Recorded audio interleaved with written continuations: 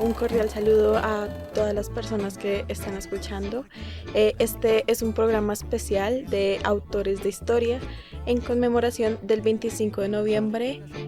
que es el Día Internacional contra la Eliminación de la Violencia contra la Mujer.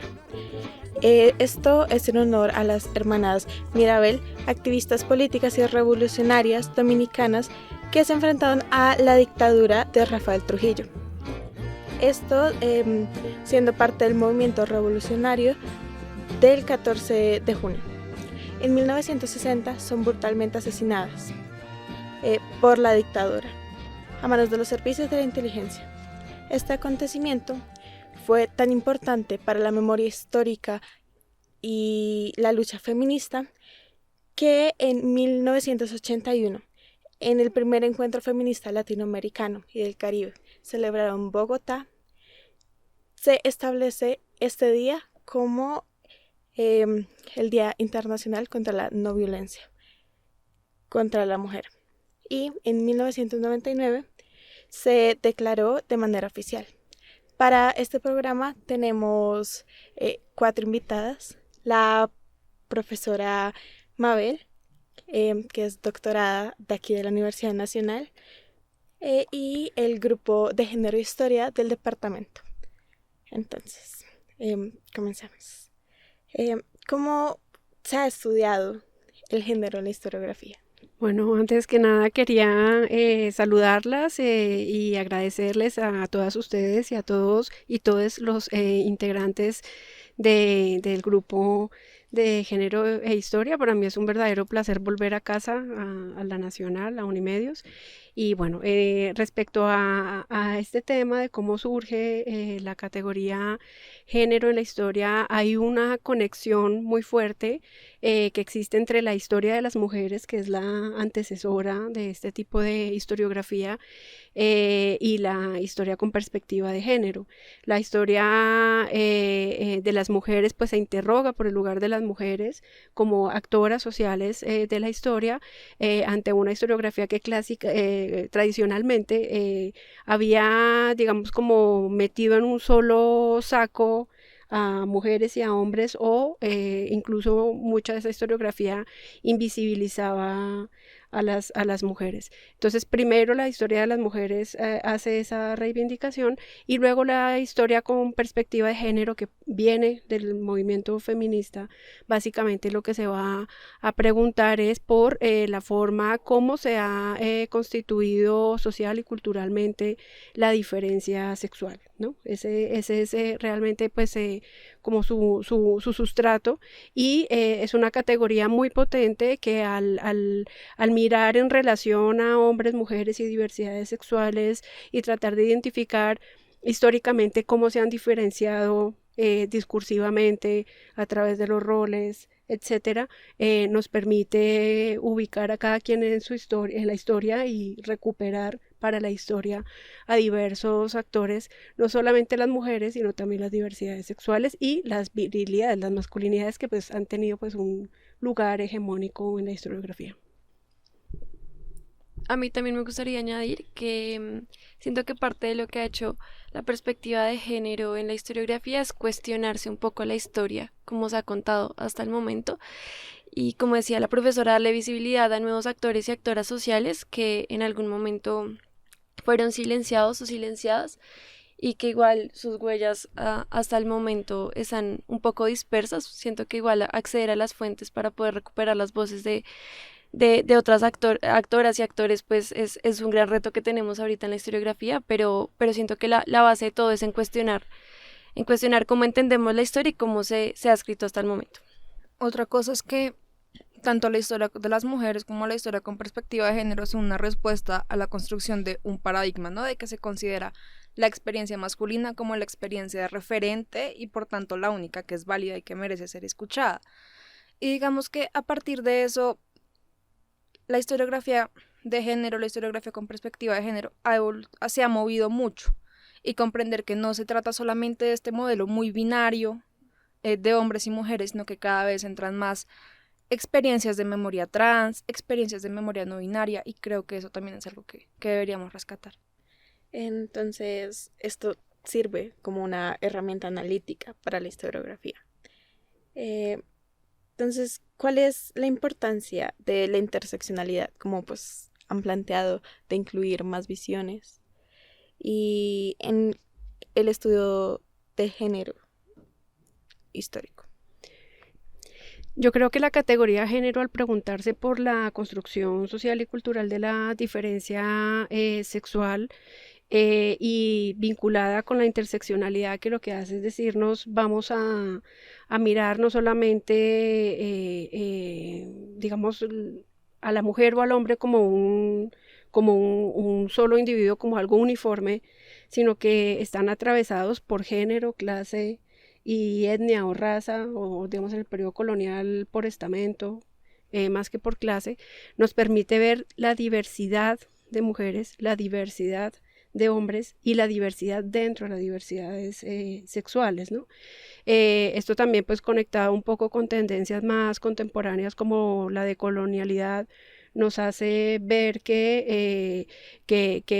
digamos, los análisis que tiene, por ejemplo, la historiografía europea o norteamericana, que de pronto haya podido en sus inicios centrarse mucho en las élites, no son análisis necesariamente aplicables, por ejemplo, a nuestro contexto indiano o latinoamericano. Entonces, es una categoría que es muy potente, sobre todo para ver y para historizar sociedades que no necesariamente han sido digamos, el objeto central de los análisis, y también estamentos y grupos sociales que no necesariamente habían sido historizados hasta el momento. Entonces, comprender que hay diversidad de mujeres, diversidad de hombres y diversidad dentro de la diversidad es fundamental. Okay. Igual, digamos que retomando lo que dice un poco la profe Mabel, es una categoría muy potente y es una categoría que como que cada vez se habla más, o sea, como que cada vez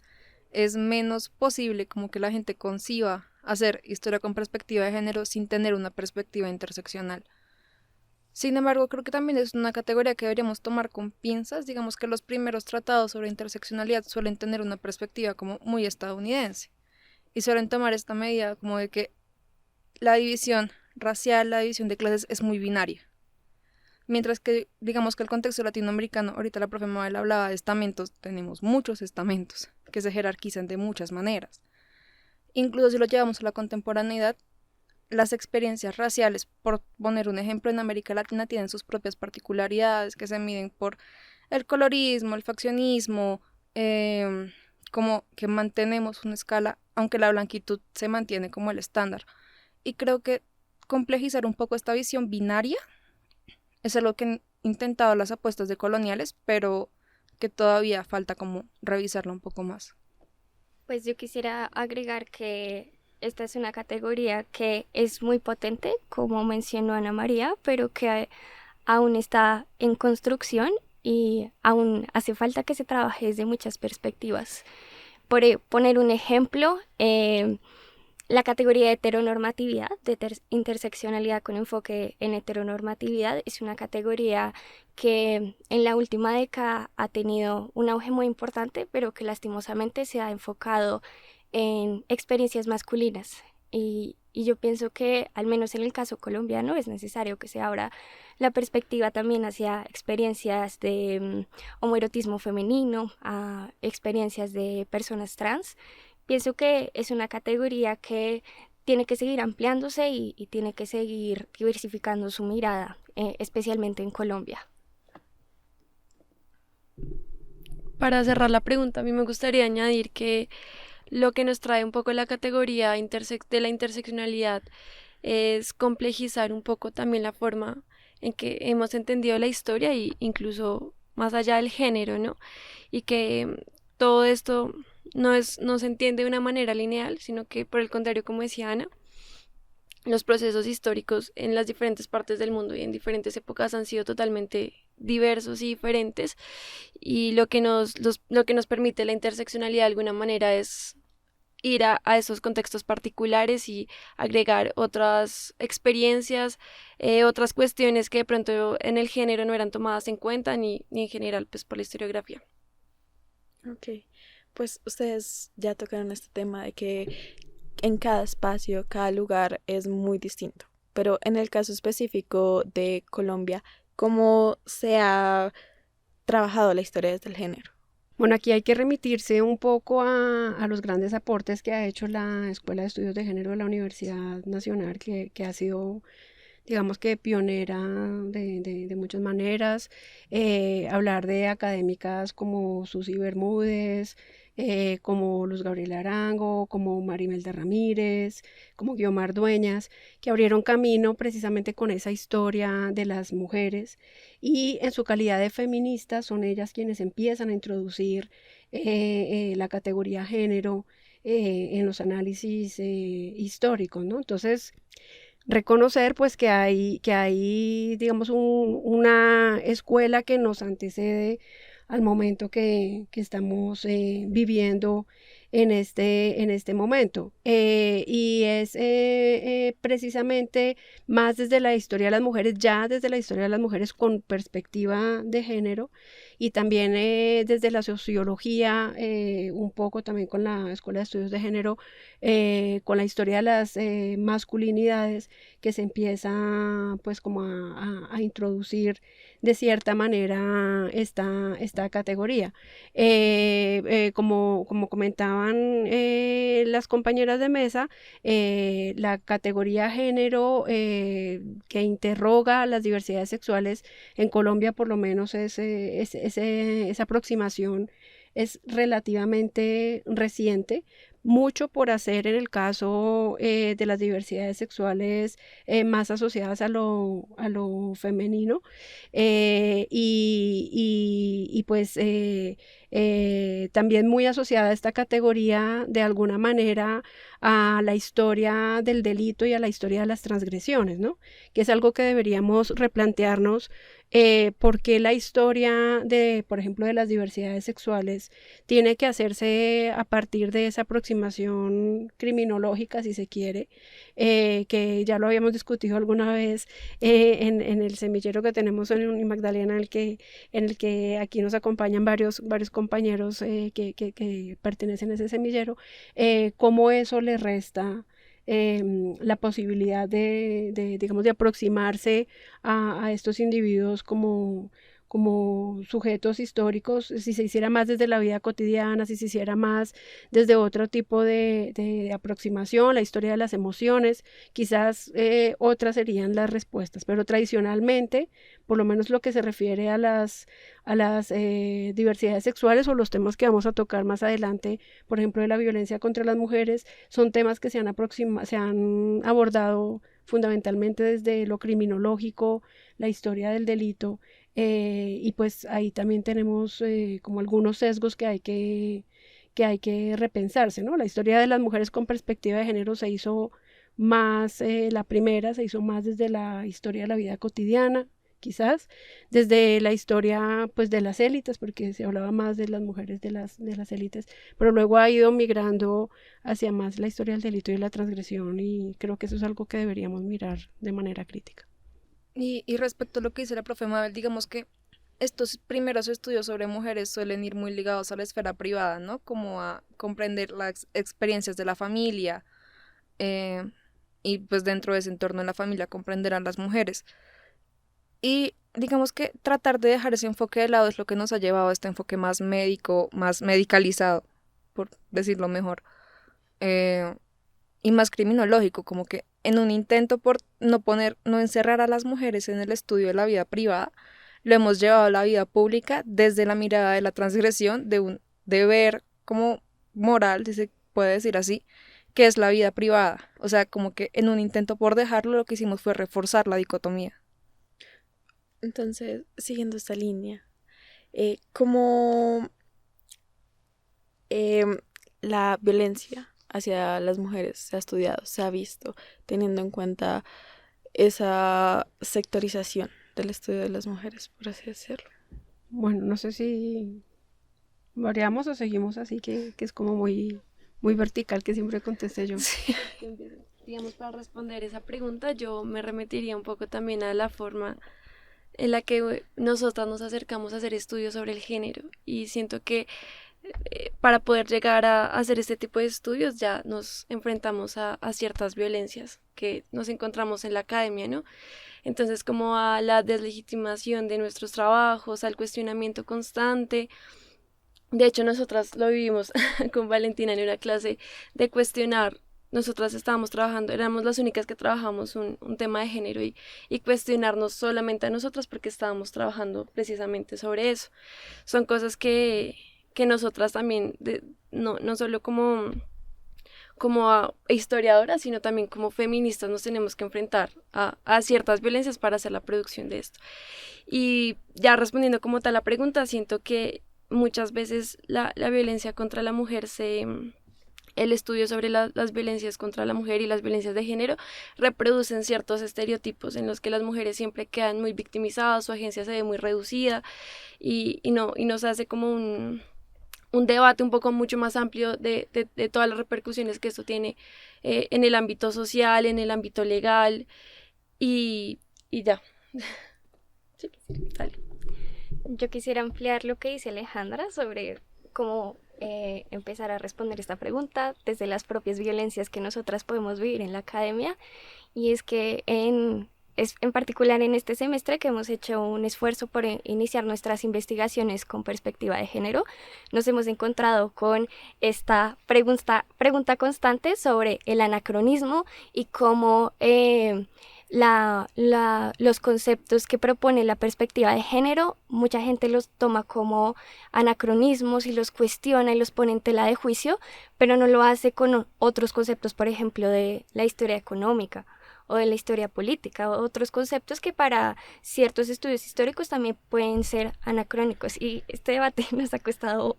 mucho, es una pregunta constante, pero una conclusión a la que llegamos hablando con Pablo Bedoya y hablando también con la profe Mabel es como tomarlo siempre desde una visión de la historia conceptual, cuidando la manera en la que se nombran como ciertos procesos, ciertas cuestiones, pero más allá de eso es como recalcar que siempre por trabajar esta perspectiva de género se nos pone en tela de juicio ante otros campos históricos a los que no se les trata de la misma manera. Además que cuando una historiadora se presenta y dice como yo soy feminista y hago investigación de género, muchas veces su investigación automáticamente se presume sesgada. Como esto no es investigación, esto es un panfleto, esto es propaganda, esto no es investigación. Y yo creo que es una violencia a la que nos enfrentamos cotidianamente, aparte que nos lleva a que siempre tenemos que estar explicando los significados que les damos a las cosas, que sí es un aporte gigante de la historia conceptual y lo valoro muchísimo, pero la gente que usa palabras como discurso o concepto o bueno, no me acuerdo de otro en este momento, no tienen como que estar explicándolas todo el tiempo. Y se vuelve violento porque lo que hace es como que termina por desmotivar a jóvenes investigadoras que quieren investigar el género, pero es que se vuelve de un momento a otro como insostenible. Ahí yo quisiera como conectar, y bueno, rico que variamos el orden de las respuestas también para poder conectar con la misma historia de esta investigación. Uh-huh. Cuando yo empiezo a trabajar con las conyugicidas de la Nueva Granada, que ya ahorita entraremos a explicar un poco, que reivindica precisamente pues como las resistencias, las agencias, las posibilidades que tenían las mujeres en el periodo colonial ante una violencia desmedida, un poco la reacción que existía entre los historiadores hombres de ese momento era: esto no es historia. Eso es más como del orden de la ficción o la literatura, o es escabroso, o esto no es académico, esto no es científico, ¿sí? No había un lugar para reconocer. Y creo que un poco lo que sucede actualmente, digamos, lo que están jalonando, de hecho, ustedes mismas desde la universidad, obedece a una historicidad muy particular, ¿sí? Un momento en el que en Colombia se reconoce ya la violencia hacia las mujeres, hay una ley que intenta combatir el feminicidio, se reconoce el feminicidio como una categoría jurídica específica y en todo el mundo hay una política pública ya muy establecida, no solamente para prevenir, sino para combatir y para hacer un acompañamiento a las víctimas de violencias basadas en género. También pues los movimientos de las mismas jóvenes que vimos en su momento en pandemia, particularmente en Chile y que se fueron extendiendo a nivel planetario. Todo eso explica que en la academia estos temas ya empiecen a ser mirados con necesidad, digamos, como que se deben reconocer, pero que también es necesario que esta perspectiva acompañe transversalmente la formación, no solamente de los y les historiadores, sino de todos los científicos sociales. Entonces, creo que es muy interesante pues lo que ustedes plantean para que veamos cómo históricamente también se ha ido haciendo camino para este tipo de temáticas. Y ya puntualmente, cuando ustedes refieren lo anacrónico, es, digamos, también importante tener en cuenta esa variable de la pertinencia de los términos o no en este tipo de aproximaciones, porque como lo hablaremos ahorita con el tema de las conyugicidas, cuando desde el feminismo y desde la categoría de género y desde la historia de las mujeres nos empezamos a preguntar por el origen discursivo de la violencia contra las mujeres, que es una pregunta que es supremamente pertinente y la aporta precisamente es el feminismo y la historia de las mujeres con perspectiva de género, eso nos permite entender que muchas conductas en el periodo colonial, hablemos particularmente desde el siglo XVI, lo que nos es legado, no eran violencia, no se consideraban violencia, pero vistas desde los ojos de ustedes, nuestros, desde el siglo XXI, evidentemente pues encajan pues en esa categoría, ¿no? Entonces ahí el cuidado que debemos tener y el reconocimiento que hay que darle a que también esto es una construcción social y cultural, que es violencia, que no es violencia, que le era permitido a los maridos, que no, cómo se configuraba la masculinidad en esa época, cómo se configura ahora, a qué nos referimos cuando decimos que hay que replantear las masculinidades, qué es ser mujer en esa época, qué es serlo ahora, ¿sí? Entonces esa es la importancia de que se haga una aproximación histórica a estos temas, a la historia de las mujeres, pero también a la violencia contra las mujeres, una aproximación que, digamos, el feminismo ha tenido eso y ese aportar sobre todo una aproximación precisamente desde los conceptos y desde lo discursivo, ¿no? Ha sido uno de sus grandes aportes a la historia cultural. Ok. Siendo que estos temas son muy importantes y ya están saliendo a relucir en las investigaciones históricas y en los proyectos, ¿cómo entienden la ausencia de esta perspectiva, de esta enseñanza, de la aplicación del concepto de género a los programas curriculares? Es que es muy complejo. Digamos, desde hace 2 años con género e historia venimos trabajando poco, de hecho creo que son más de 2 años, venimos trabajando y dando la pelea para que se establezca un curso de historia con perspectiva de género. Hace 2 años lo logramos, se llama Género e Historia, es un seminario historiográfico. Pero primero es una pelea y es una pelea constante, como esto se necesita, y es en serio, esto no es jugando, se necesita de verdad. Porque las y los estudiantes lo demandan, como que necesitamos aprender de género. Pero al mismo tiempo es un proceso que se mueve es porque el estudiantado se mueve. Entonces es un proceso que se mueve porque empezamos como a preguntar o a ver en otras universidades que sí hay cátedras de género o que sí hay gente que trabaja género y que lo puede manejar y digamos esa es la lucha que se presenta digamos con el seminario. Es un seminario que se construye desde las estudiantes, las lecturas las iniciamos escogiendo estudiantes. Después llegó la profe Lucía y nos aportó un montón, sobre todo como en las cosas más programáticas de lo que implica tener una clase, pero es una pelea constante y es una justificación constante y este año pues por fin logramos que se abriera la plaza de género en el departamento, entonces digamos que es una pelea larga, pero sus frutos son muy dulces, son como muy agradables. Sí, yo quisiera complementar lo que dijo Ana María, y es que el primer curso de género que se abrió en el Departamento de Historia de la universidad fue una pelea, como ella lo mencionó, pero yo quisiera reconocer nuestro propio trabajo, porque ha sido muy colectivo, muy horizontal, y siento que ha sido un trabajo en el que hemos puesto nuestra alma y corazón, y hemos tenido el acompañamiento de la profesora Lucía Duque, y ha sido difícil, pero a la vez es muy valioso porque es como desde el estudiantado, como dijo Ana María, pudimos brindarle una respuesta, aunque fuera provisional, porque afortunadamente ya vamos a tener una profe que nos acompañe en este proceso, pero como desde el estudiantado pudimos empezar a abrir el debate y abrir la pregunta. Yo tuve la fortuna de tomar la primera versión del curso, y desde ahí se notaba el valor y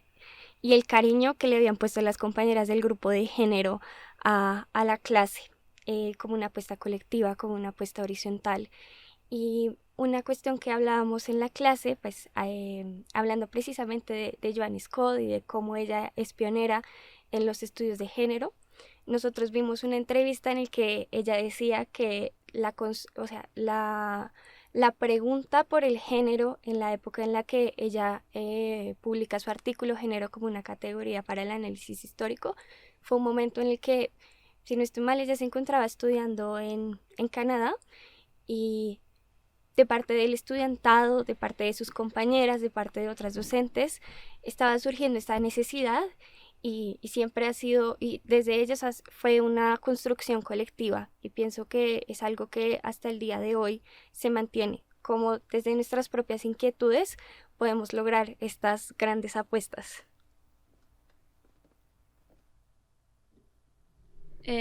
Yo añadiría de pronto en la dificultad que se tiene sobre cómo tocar estos temas de género, o que se hayan clases sobre esto sin,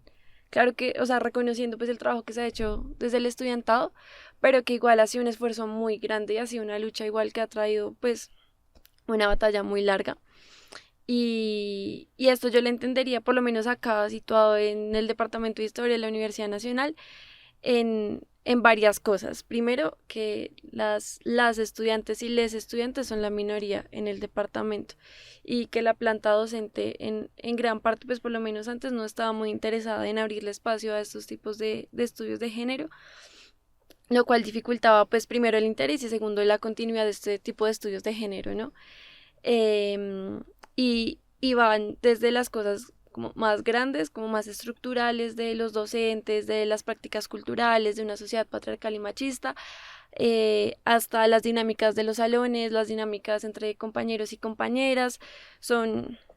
cosas que hablábamos hace poco con una profesora, que desmotivan mucho también a las estudiantes a incluso estudiar historia, a retirarse del programa curricular, que hace poco de hecho una de las integrantes del grupo de género e historia, o bueno, varias, hicieron un estudio sobre la deserción femenina, y que es pues que el resultado fue que es muy, muy grande, cada vez entran menos chicas al departamento, y pues esto también puede verse relacionado con estas dificultades que se tienen a la hora de poder establecer estudios de género, o cosas que de pronto puedan interesar también o pues no, por no decir que igual a todas las chicas les interese el estudio de género, pero pues que no encontrar un espacio en el que sean reconocidas y sus estudios puedan ser realizados, pues hace que se dificulte aún más pues el programa curricular en cuanto a la inclusión de estudios de género, y pues las mismas dificultades que tenemos nosotras para llevar a cabo pues estas investigaciones. Bueno, yo quisiera socializarles un poco la experiencia en Unimagdalena, ¿no? Yo soy profesora de la Universidad del Magdalena hace ya un año, y por iniciativa, que además eso es muy bonito, por iniciativa del director del programa de Historia y Patrimonio en la universidad, yo llego a dar una cátedra que es transversal, se llama Historia, Género y Diversidad Sexual. Y creo que Unimagdalena en eso pues ha sido como muy visionaria, no solo por reconocer desde inicios de una carrera que lleva 3 años más o menos, casi desde sus inicios, la pertinencia de tener una cátedra de historia, género y diversidad sexual, sino de abrirla a toda la universidad. Entonces, he tenido la oportunidad digamos, los estudiantes de historia la ven dentro de su programa, digamos, dentro de lo obligatorio, pero he tenido como optativa estudiantes de toda la universidad, preeminentemente estudiantes de psicología, de derecho, curiosamente muchos estudiantes de cine y televisión, de antropología, de algunos de las ciencias de la salud, y eso ha sido muy interesante para reconocer estos temas, pero también para reivindicar a una población que estaba clamando desde hace mucho su reconocimiento en la universidad, que en particular no son tanto las mujeres, sino son más las diversidades sexuales. En una región pues que todos sabemos es un poco más conservadora que Bogotá, las posibilidades de ser son más restringidas, a pesar de ser una universidad pública, las posibilidades de expresarse, de ser sin que haya algún tipo de, no sé, de burla, de restricción a sus posibilidades, son pocas, ¿no? Entonces, esta clase, haciendo un abordaje histórico,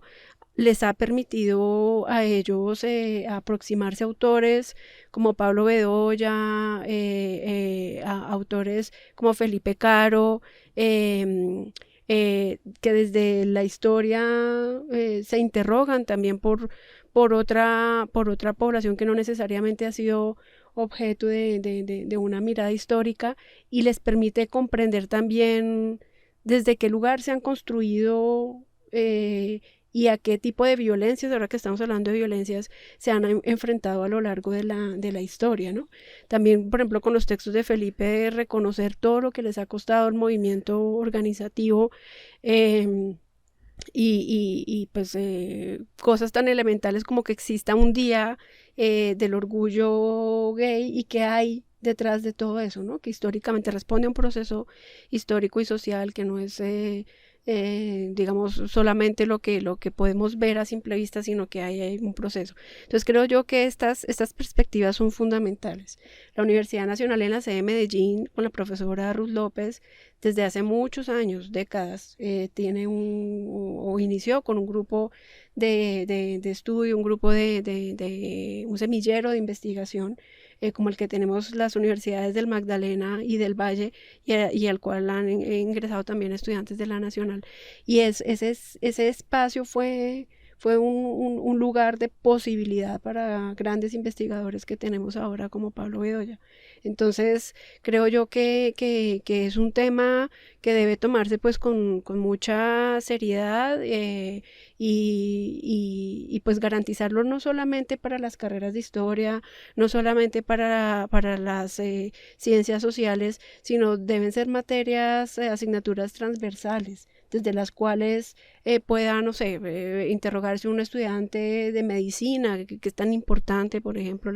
toda la violencia ginecobstétrica que hay, preguntarse a lo largo de la historia cómo se ha producido. En ingeniería se ven muchos problemas de un trato, digamos, diferencial respecto a los hombres y las mujeres. Incluso hay una red de ingenieras que desde el feminismo se están preguntando en Latinoamérica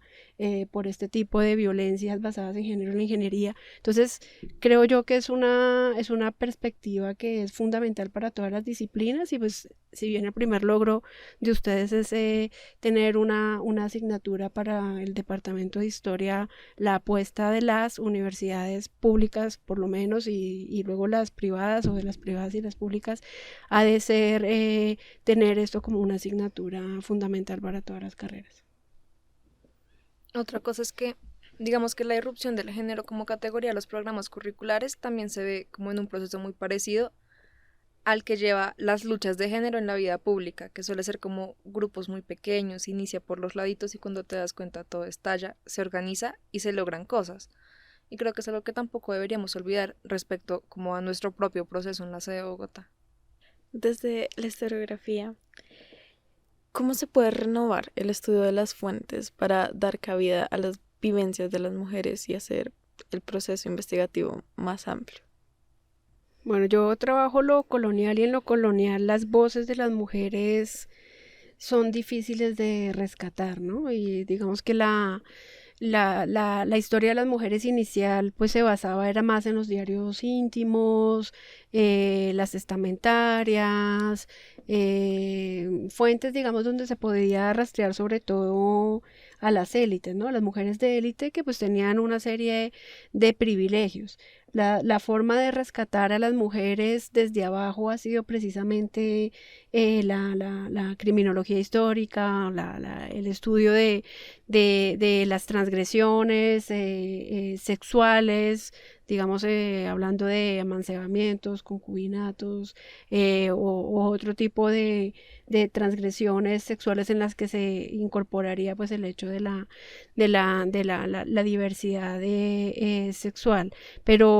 el reto está en buscarlas en otros espacios. Tenemos ahí, digamos, la dificultad en el periodo colonial que la mujer ni siquiera tenía, a menos que fuera de élite o viuda, pues muchas posibilidades de acceder a los tribunales, de ser alfabetizada y poder dejar un registro escrito.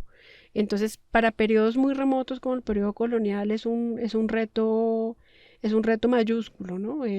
Poderlas ubicar, poderlas rastrear, saber dónde estaban y reconocer que siempre ha existido una agencia, que siempre ha existido una posibilidad de resistencia, una transgresión y no uniformizarlas en un modelo, digamos, mariano, virtuoso, sino reconocer que hay una diversidad de mujeres. Ya para el periodo más contemporáneo, pues las fuentes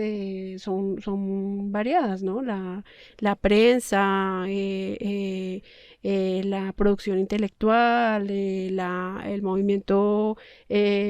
sufragista, los sindicatos, la participación de las mujeres en los movimientos obreros.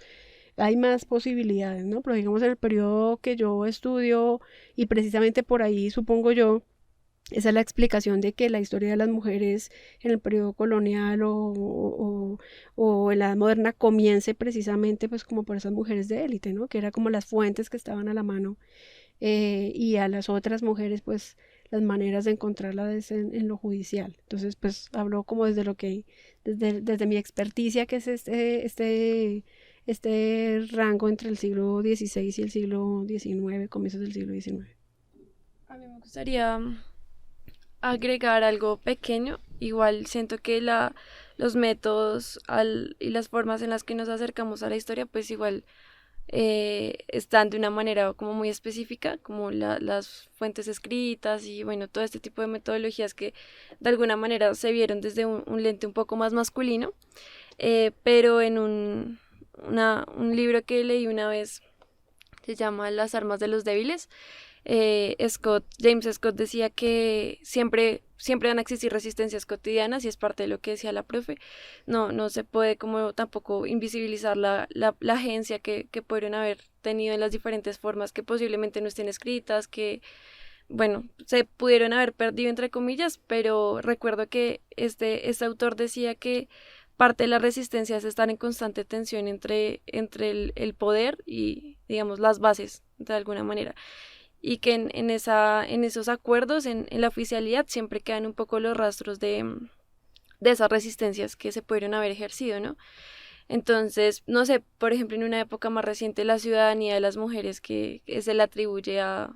Rojas Pinilla, pero pues que venían procesos anteriores y de pronto a partir de esto cuestionar un poco y tener un lente que es un poco lo que hace el género, ¿no? Cuestionar y acercarse de otras formas a textos o a procesos históricos que se creían establecidos, pues cuestionarlo un poco y ponerle lente de género. Pero pues igual también siento que es una dificultad y es un reto muy grande que las que estudiamos eso pues nos tenemos que enfrentar. Y digamos,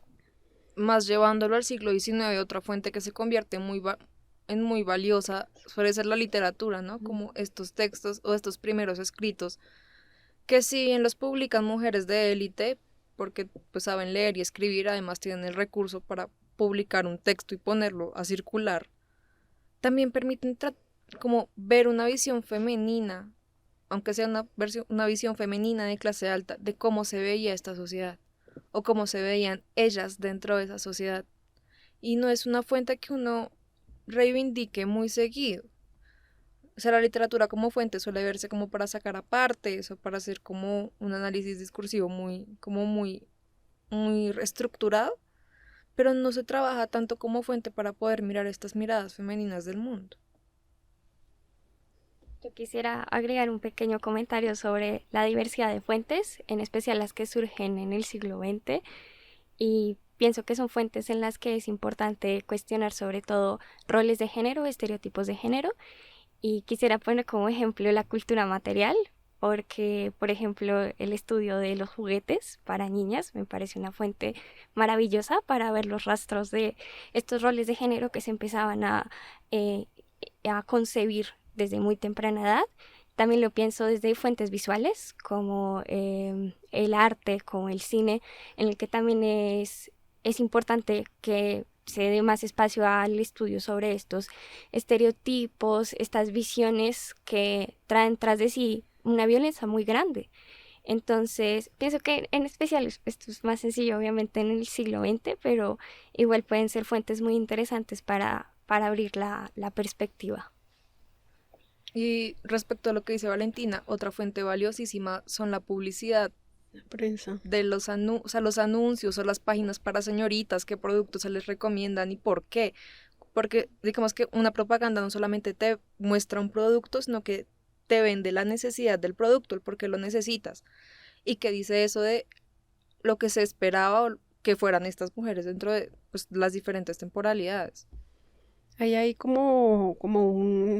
un diálogo que hay que tener muy en cuenta y es por un lado lo que se espera de las mujeres, que generalmente se elabora a través de fuentes producidas por los hombres, ¿sí? Y por la sociedad de su época, los hombres de esa sociedad, y por otro lado las voces de las mujeres. El gran reto es recuperar esas voces y digamos como relativizar y mirar hasta qué punto esos modelos femeninos que son muy similares a lo largo del tiempo se cumplen o no se cumplen, y pues eso se puede saber es solamente rastreando esas voces femeninas. Entonces ahí está el reto, digamos, en momentos de sociedades no tan letradas que dejaran un registro histórico, cómo hacerlo. La historia oral, por ejemplo, para reconstruir, no sé, parte del siglo XX con sobrevivientes, es una manera de recuperar esas voces, ¿no? Porque finalmente lo que hay detrás de esta perspectiva es la singularidad, ¿no? Demostrar que no hay una uniformidad y que ser mujer es muy distinto a ser hombre, dependiendo de las coacciones sociales y de los espacios de posibilidad que hay en cada sociedad. Y eso pues necesariamente hay que escuchar a las mujeres y a las diversidades sexuales y a los hombres cuando se hace historia de las virilidades para poder saber eso, ¿no? Entonces, no solamente como esto que llaman orberería, las colecciones externas a través de los manuales, la publicidad, la música, el arte, sino también esas voces, ¿no? Finalmente, ¿qué nos dicen y qué tipo de resistencias y posibilidades tienen? Con todo lo que han dicho, a mí me surge una duda muy personal y es como, ¿qué relación tiene este acercamiento hacia las mujeres con la historia social? Pues digamos que encajan mucho esta perspectiva en la historia cultural, ¿no? En la historia cultural. Pero yo creo que hay pues una aproximación a ambas perspectivas. Tal vez en la historia cultural la hayan encajado porque sus orígenes fueron precisamente discursivos, ¿no? Era más mirar, por ejemplo, los manuales de conducta, mirar diarios íntimos, correspondencia, y de alguna manera decidieron pues encajar la historia con perspectiva de género más en el ámbito de la historia cultural, muy próxima también a la historia de las emociones, ¿no? Entonces, pero digamos, teniendo en cuenta el rol que juegan las mujeres y las posibilidades de transformación históricas que pueden dar, pues ahí hay una aproximación fuerte hacia lo social. Pensemos, por ejemplo, las mujeres en el movimiento obrero, ¿sí? Las mujeres sufragistas, cómo dinamizaron la sociedad más allá de obtener el voto femenino, todo lo que implicó, por ejemplo, hacer una lucha por el acceso a la educación también en el marco de este movimiento. Entonces yo creo que pues allí también toca un poco esto, y pues si se historiza el movimiento feminista, pues obviamente vamos a estar hablando un poco más de una aproximación también pues como a lo social, pero lo que yo he visto es que la encajan más dentro de la historia cultural. En Unimagdalena, de hecho, una de las clases que yo doy se llama Formas de hacer historia y se centra mucho, digamos, en la propuesta de Peter Burke, y allí recurrentemente encontramos a la historia con perspectiva de género como una variante de la historia cultural. Sí, pero también digamos que, sobre todo en la perspectiva inglesa, muchos de los trabajos sobre mujeres suelen hacerse desde la historia social. Digamos, de los primeros que mencionan a las mujeres es E.P. Thompson en Los orígenes de la clase obrera en Inglaterra, que después Joan Scott, por ejemplo, lo va a retomar y va a hacer el trabajo sobre la clase obrera en Inglaterra, pero sobre las mujeres de la clase obrera en Inglaterra. Y digamos que ya más centrados los 70s, llegan como los trabajos de Sally Alexander, que coge elementos del psicoanálisis, que es una perspectiva muy propia de la historia cultural, pero lo aplica a la historia social para comprender a las mujeres dentro de la Ilustración y dentro de la Edad Moderna inglesa. Y digamos que este conjunto como de influencias lo que hacen es que en un primer momento se ve a las mujeres desde la subalternidad, como a las mujeres desde la historia desde abajo. Entonces se hacen, por ejemplo, trabajos en América Latina sobre las mujeres campesinas, las mujeres sindicalistas. Entonces sí hay mucha influencia de la historia cultural, pero también hay mucha influencia de la historia social. Yo quisiera complementar a esta perspectiva del momento historiográfico, y yo creo que es crucial entender que es un momento pues en los 70s, en los 80s, en el que se le hace una crítica a la perspectiva estructuralista de Ferdinand Brodel, por ejemplo, porque era una perspectiva en la que los individuos no tenían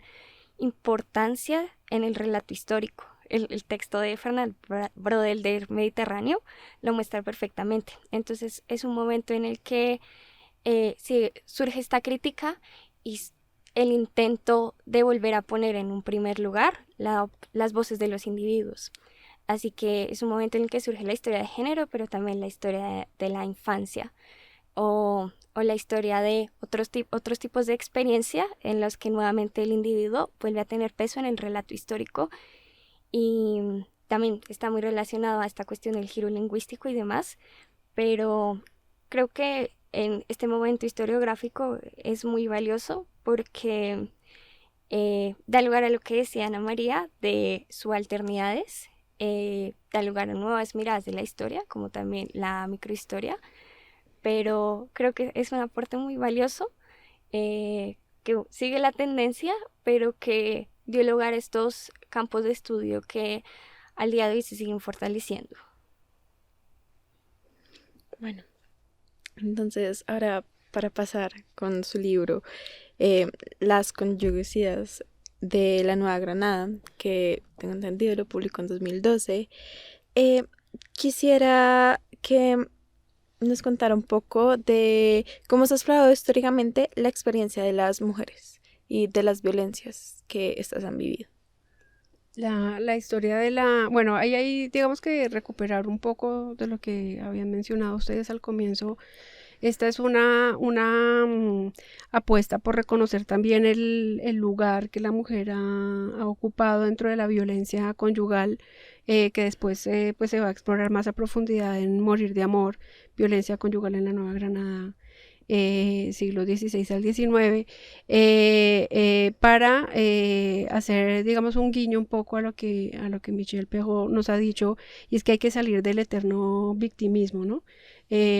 porque digamos su crítica fue un poco a una perspectiva que precisamente desde el giro lingüístico lo que hacía era mostrar a las mujeres como las eternas sometidas a través pues, de manuales, por ejemplo, de todo este tipo de coacciones externas que las moldeaban de alguna manera, ¿no? Entonces, allí como para decir que inicialmente la historia de las mujeres, de la historia de la violencia contra las mujeres, se ha hecho mucho desde esta perspectiva del giro lingüístico y obviamente la fuente preeminente pues es el archivo judicial, ¿no? Y pues con las conyugicidades lo que se busca es mostrar que la violencia conyugal es una dinámica en la que si bien evidentemente se legitimaba la violencia contra las mujeres a nivel discursivo a través del moralismo cristiano, de los manuales de conducta, de la formación parental, de la configuración patriarcal, evidentemente, las mujeres también tenían un papel, digamos, pues activo, bien fuera como víctimas o como víctimas que se convertían en victimarias en defensa de su integridad ante una violencia sistemática. Pero también mujeres que asesinaron a sus maridos buscando tener más espacios de posibilidad afectiva, ¿no? En el marco de triángulos amorosos, y eso no necesariamente estaba ligado con la violencia que ellas sufrieran. Podía que sí, podía que no, ¿no? Entonces, ahí, digamos, es importante entender que es una dinámica y que faltaríamos a la verdad y seríamos muy poco rigurosas si no reconocemos que las mujeres a lo largo de la historia también han tenido la posibilidad de ejercer violencias hacia los hombres y violencias hacia otras mujeres de hecho, ¿no? Entonces, esto es lo que busca reivindicar un poco las conyugicidas, que es la primera aproximación pues a esa violencia. Yo me las encuentro pues en los índices criminales, me empieza a llamar mucho la atención que para ese periodo haya mujeres que asesinan al marido, y después de hacer pues una búsqueda exhaustiva lo que encuentro es tres variantes: una en defensa propia entre una violencia sistemática ya considerada sevicia que ponía en peligro la vida de las mujeres, otra en el marco de infidelidades que también era digamos, reconocer que la infidelidad femenina en ese periodo era también habitual, pues dadas las restricciones y asociadas al matrimonio y las dificultades también de ascenso social, y la otra pues era el asesinato del marido en el marco de conflictos de poder, porque no le dejaran disponer de su patrimonio. Nos referimos fundamentalmente, las conyugicidades están en los estamentos más bajos de la sociedad, donde las mujeres son trabajadoras. Siempre ha habido mujeres trabajadoras, que eso es algo que es importante reivindicar, que la gente piensa que las mujeres trabajan desde el siglo XX y siempre ha habido mujeres trabajadoras. Entonces, al tener recursos, ellas tenían como mayor agencia y demandaban a los maridos pues el respeto de su dinero, y pues en esos contextos también ocurrieron estos asesinatos. Entonces, digamos que la aproximación tradicional a la violencia ha sido muy desde el análisis del discurso, y las aproximaciones más recientes pues reconocen también la participación de las mujeres en esa dinámica de la violencia. Creo que eso se relaciona mucho con la historia de las mentalidades, ¿sí? Uh-huh. ¿Cómo se puede profundizar en este aspecto? Bueno, a través de, yo diría más, digamos, se puede hacer una aproximación a la historia intelectual, ¿sí?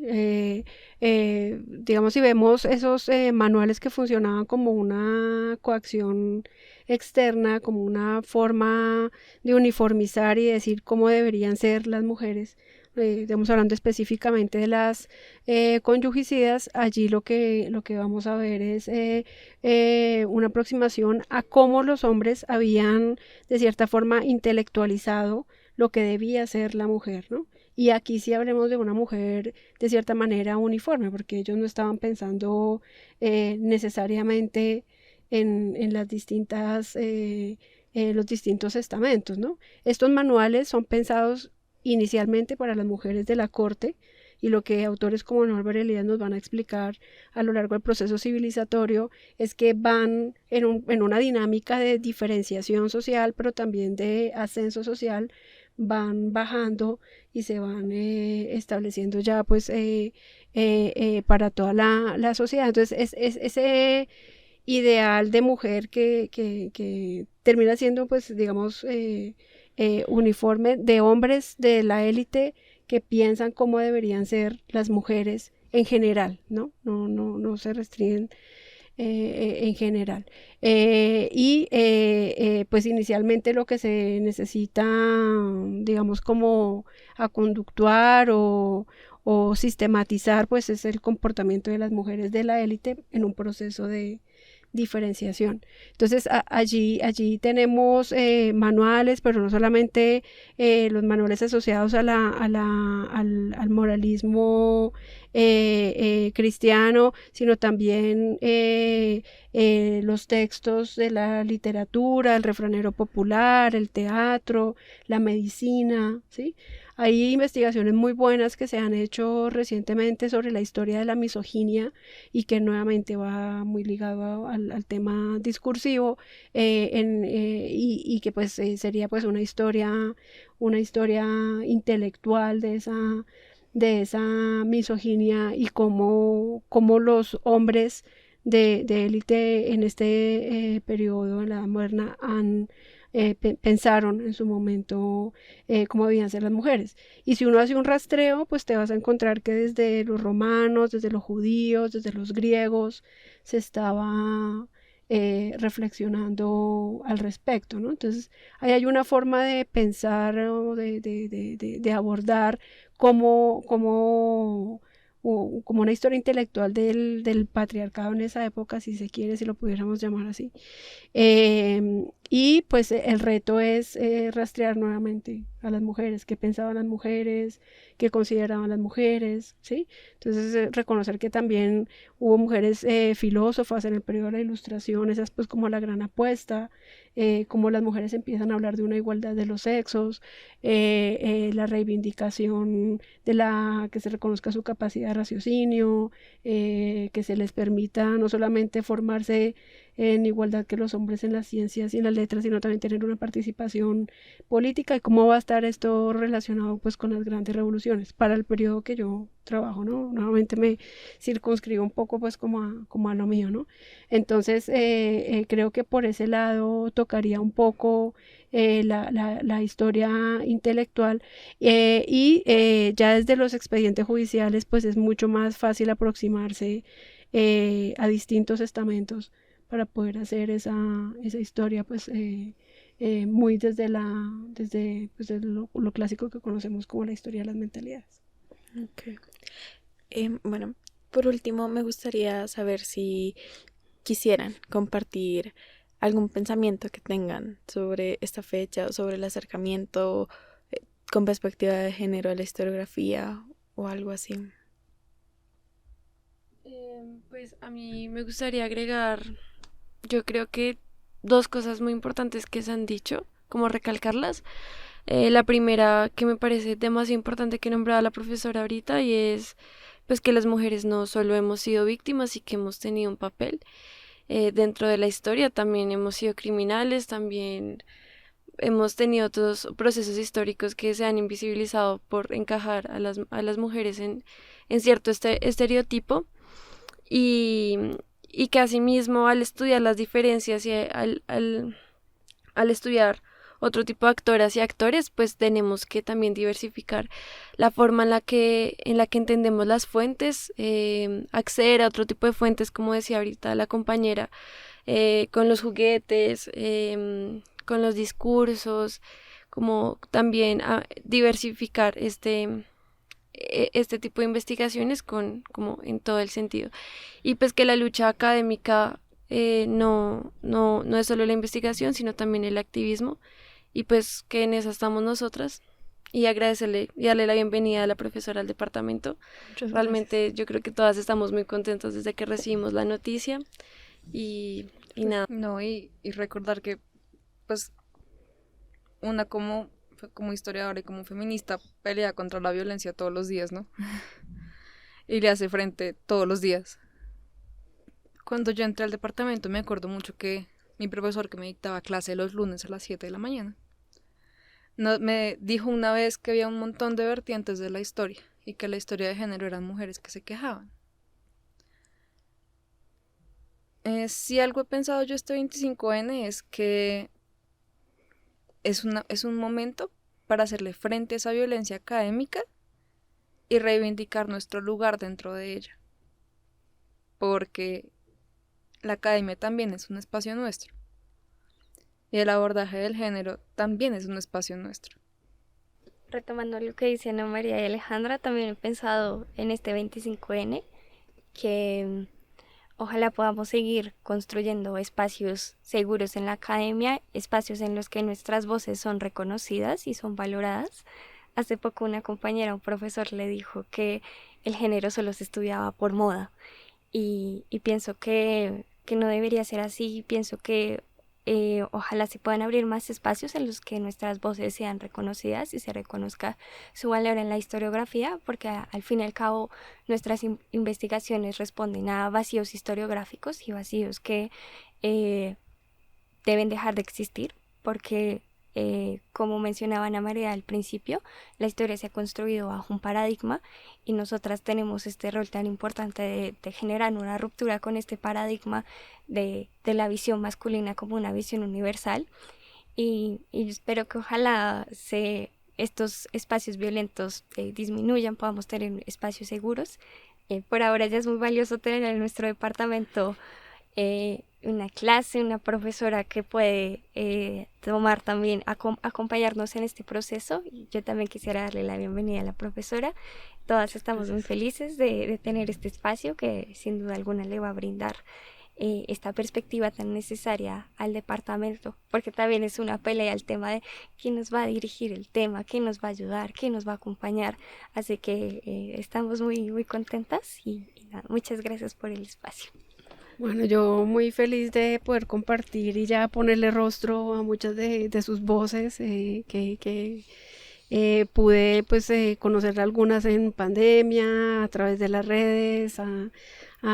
las y los compañeros en el semillero,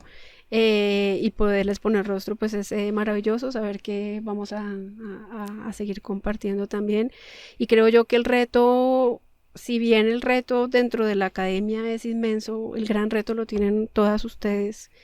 y los compañeros y les compañeros que hacen parte de esta iniciativa de aquí en adelante. El esfuerzo no puede quedarse digamos solamente en la formación, sino el gran reto es qué producción historiográfica van a legarle ustedes a este país para que las diversidades, las mujeres, los hombres puedan ser reconocidos, y sobre todo para que este país aprenda a pensar históricamente estos temas, ¿no? A entender que el hecho de que se haya promulgado una ley que penaliza el feminicidio,